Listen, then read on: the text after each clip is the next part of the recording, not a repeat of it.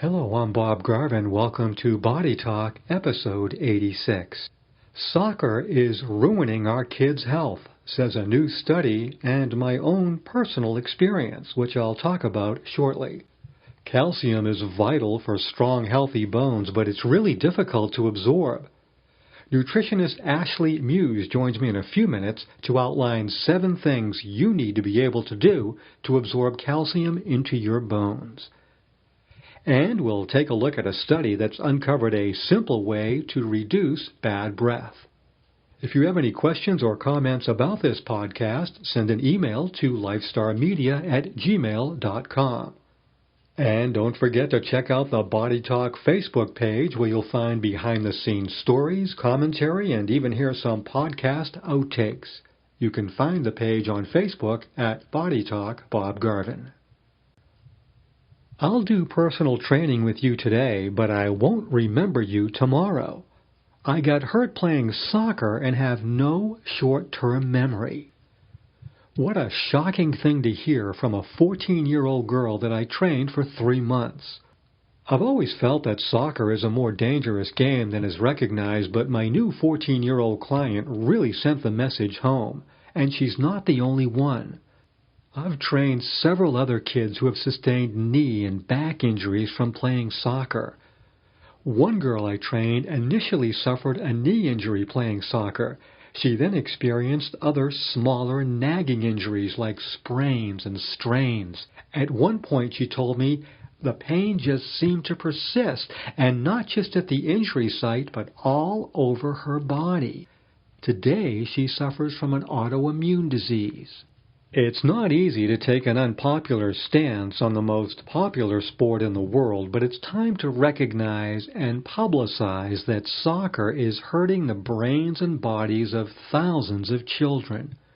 Soccer, or football as it's known outside the U.S., is an increasingly popular sport. Over 3 million registered soccer players under 19 years of age play in leagues every year. A new study conducted by the Center for Injury Research and Policy at Nationwide Children's Hospital has documented a huge rise in the number and rate of soccer injuries. The hospital reports that from 1990 through 2014, the number of soccer-related injuries treated annually in hospital emergency departments in the U.S. increased by 78%. And the yearly rate of injuries increased by 111% among youth 7 to 17 years of age. The majority of the injuries were concussions, sprains or strains, fractures, and soft tissue injuries. The rate of concussions alone has increased dramatically over the 25-year study period. Researchers say, while we can't tell from our data why the rate of concussions among soccer players is increasing, it's important for athletes and families to be aware of this issue and see what they can do to reduce the risks. Well, it's no mystery to me. I can tell you why concussions are becoming more commonplace. Besides bodily collisions, kids who are allowed to head the ball smash their skull into it while it's speeding towards their brains at up to 50 miles an hour. People finally appreciate the damage professional football does, and many parents are not allowing their kids to play football. Maybe these parents need to think twice before allowing their kids to play soccer. The study documenting the dramatic rise in soccer injuries among children, it was published in the journal Pediatrics. Now let's turn to my special guest, nutritionist Ashley Muse. Ashley's going to talk about 7 things you can do to increase your bone mass. Ashley practices at Nutrition and Whole Health Solutions in Bedford, Massachusetts. Ashley, welcome to Body Talk. Thank you so much for having me. I understand today we're going to talk about calcium and the importance of calcium and the absorption of calcium, the whole thing. It turns out to be a pretty complex piece of work. Let's start out by just asking, do we really need calcium every day? Yeah, great question. So calcium is actually one of the most abundant macro minerals in our body. Now, minerals are something that we must obtain from our food sources, our water, sea salt, and actually bone broth. We don't make minerals, so we must absorb them through food. And what's ironic is the United States, we have very high rates of osteoporosis and osteopenia, but we're actually getting enough calcium in our diet, we just don't absorb it. So there's some cofactors, there's actually 7 of them that we're missing, and that's a huge piece in this whole calcium debate. Meaning that we have to have these 7 pieces along with the calcium? Absolutely, yeah. So you could be you could be eating the best sources of calcium, for example, collard greens, salmon, almonds, even oranges. But if you don't have these cofactors, you're missing out on absorbing all of that calcium that our body needs. So before we talk about these cofactors, we need to kind of talk about the function of calcium and how it works so we can truly understand it. So most of us know that calcium is stored in our bones. But what we don't know is that our parathyroid and our thyroid gland, they control the flow of calcium. So they control when calcium is in the blood and when it's in the bones. So, for example, when we have low levels of blood calcium, our parathyroid gland detects this and sends out what are called osteoclasts, these cells that actually break down bone so we can get some calcium in our blood, and then the calcium travels to wherever it's needed. Now, sugar, stress, and alcohol are going to decrease our blood calcium levels. So a poor diet is what really leads to osteoporosis. Not having enough calcium isn't the case. It's the poor diet. It's the stress. It's the alcohol. It's the sugar that is stripping the calcium straight from our bones. Now, when we have high levels of blood calcium in the body, our thyroid gland sends out these cells, or a hormone, called calcitonin, to slow down those osteoclasts so the bone rebuilds, so the calcium goes back into the bone. That's when we'll have nice strong bones and we're able to exercise and live our day normally and not have any fractures or osteoporosis. When we don't have the ability to put the calcium back in, doesn't necessarily mean we're going to get osteoporosis or osteopenia, but we might get kidney stones or cysts. Our body looks for places to store it because it's not going back into the bone. Oh, wow. So are many cysts calcium deposits then, essentially? Not all, but some of them for sure, yeah. Bone spurs, all of those are related to calcium. So to avoid osteopenia, osteoporosis, kidney stones, cysts, all of these things, we need to take a peek at those 7 cofactors to make sure that we have all of them so we can absorb all of this calcium that we're getting. So the first cofactor is our pH. We need to make sure that our body is at the right pH level or acidity level. So if our blood is too acidic, calcium gets pulled from our bones and our bones are going to break down. So sugar is very acidifying, so it strips our calcium from our bones. The second cofactor is hormonal function. So it's really important to have our parathyroid gland and our thyroid glands working at optimal because, as we just talked about, they kind of control the show. They control the blood, the calcium going into the blood, coming out of the blood. They need to be functioning at full capacity. The third one is hydration. Hydration keeps our blood nice and fluid. If our blood is thick, we're not going to be able to travel. The calcium is not going to be able to travel to the cells that it needs to go to. It's going to be slowed down, sluggish almost. The fourth one is other minerals. So minerals are a balancing act.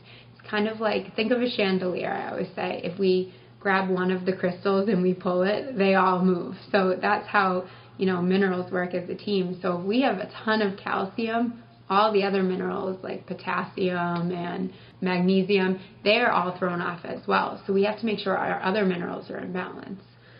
And then vitamins play a huge role. Vitamin D is a very, very important vitamin in terms of calcium because it helps increase our blood calcium. You always see that, and I always see the calcium supplements with D in them combined. Yeah, they're like best friends. They go together really, really well. So it's important to get your vitamin D levels up as well to help with that calcium absorption. Do you know how much vitamin D a person would typically need? Yeah, so when you go to the doctor, they're going to say at least 30. I believe it's units. We want that even higher. So 30 is the minimum. We want that nice and high. Vitamin D is a really important vitamin that works for the whole body, not just calcium. The sixth one is fatty acids, and they're necessary for, transport of that calcium. So fatty acids, we're such a fat-phobic nation. We're terrified of fats. But fats rebuild us, and they help transport the nutrients into the cells. So the calcium can't get into our cells unless we have the fat to kind of act as a key to get back in there. So it's really important that we're getting good quality fats. And then the last one is digestion. So calcium is actually only absorbed if our pH levels are right, which we talked about. So if pH in our stomach is off, we're not going to absorb any of that. We're not going to break it down. We're not going to be able to utilize it.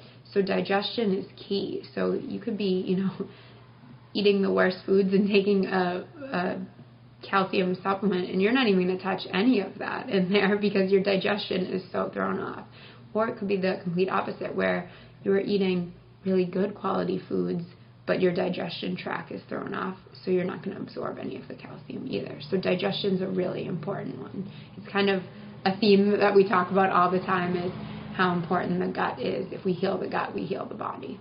It's such a delicate balancing act, isn't it? I mean, I'm not surprised at all that people aren't absorbing the calcium, even though they're taking 1,200 milligrams or more a day. Yeah, it really is a balancing act, and not all calcium is created equal, so you want to make sure that, one, you're getting it through those food sources that we kind of mentioned, and that you have all 7 of those factors balanced, because calcium, I call it like calcium and all minerals, they're kind of the party starters. So you could be eating the best quality foods, but if your minerals are thrown off, the party's not going to get started for you. So you really do need to make sure that you're getting minerals and they're all balanced. It is tricky. If someone comes to you and maybe they say, hey, look, Ashley, I just came from my doc. I'm concerned because I have osteopenia. I don't want this developing into osteoporosis. If you looked at this person's diet and changed it so that they were absorbing the calcium, could you stave that off? Could you reverse osteopenia? Absolutely, 100%. So osteoporosis, osteopenia, they're all diet related. So it's lifestyle. When you change your lifestyle, you can reverse that for sure. Does it take a long time to do that? Is it a constant maintenance thing, or months, years? Or? Each client is very different, so it's definitely dependent on individual needs. But I always say it took you a while to get there. It's going to take some time to get you back. But what's nice is your body responds really well to the changes you make. So let's say it took you 15 years to develop osteopenia. It's not going to take you 15 years to reverse it. It's going to take you some time, but not as long as it took you to get there. And as far as like the supplements and things, you often hear, especially with calcium, I've often heard beans and greens, get your calcium from your beans and greens. Yeah. Is it bad to try to get it mostly from a calcium supplement as opposed to from the food? I mean, can we still get the supplement and get the calcium in us? Yeah, so here's the thing. Not everyone likes beans and greens, right? So you want to 100% try to get it through food sources first. That's always what's going to heal you the most, support you, rebuild you. It's going to give you the best quality of life. Now, if you hate some beans and greens or any of the foods that I mentioned that have calcium in them, yes, you can get it through a supplement, but you want to make sure your supplement's a good quality. So in the office, we use a product called Standard Process. They have great sources of calcium, and all of their supplements are whole foods. So it's never a chemical. It's never part of the vitamin or part of the mineral. It's the whole mineral. It's the whole vitamin. It's the whole food. So that's really like our theme. You have to get it through food. So there are supplements out there where it's coming through food, and then there are supplements where it's coming from a chemical. So you want to stay away from those chemical sources. A lot of people think that osteopenia and osteoporosis are an inevitable part of the aging process. Would you agree or disagree with that statement? I disagree with it. I think that if you live a healthy lifestyle and you really focus on eating the right foods for your body and even some strength training, you're 100% going to avoid osteopenia, osteoporosis. No one has to have any sort of dis-ease or disease. It's not written that way. You take control of your life and you'll be disease-free. Great information, Ashley. Thanks so much for joining us. Thank you very much. Finally, Researchers have come up with a simple solution to cure garlic breath. Garlic, you either love it or hate it, but one thing's for certain, nobody likes it when the scent of it sticks around on their breath. Now garlic lovers may have a new solution to their halitosis problem. A new study has found that eating raw apples or lettuce can reduce garlic breath. Scientists say the raw foods have two compounds that work together to clean up your breath. The study was published by researchers from Ohio State University and published in the Journal of Food Science. Well, that's it for this edition of Body Talk. My producer is Katie Stell. The Body Talk theme song was composed by Rob Carlson and sung by Vicky Vox. If you'd like to stay up with medical studies on a daily basis, follow me on Twitter at BGPVideo. And if you have any questions or comments about this program, feel free to send me an email at lifestarmedia@gmail.com.